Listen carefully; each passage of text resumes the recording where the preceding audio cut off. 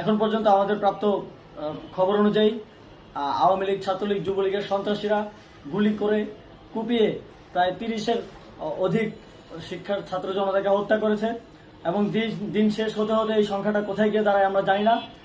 এরই প্রেক্ষিতে আমরা একটি সিদ্ধান্ত নিয়েছি, আমাদের একটি জরুরি সিদ্ধান্ত মোতাবেক আমাদের যে 6 তারিখের যেই লং মার্চ টু ঢাকা কর্মসূচি ছিল সেটাকে আমরা একদিন এগিয়ে নিয়ে এসেছি, অর্থাৎ আগামীকাল 5ই অগস্ট সারা দেশের মুক্তিকামী জনতাকে ঢাকার উদ্দেশ্যে রওনা হওয়ার জন্য আমরা আহ্বান জানাচ্ছি।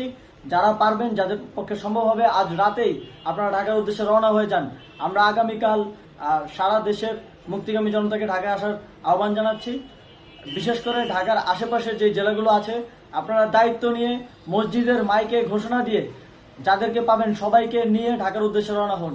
এই লড়াই আমাদের জন্য একটি চূড়ান্ত লড়াই। আমরা চূড়ান্ত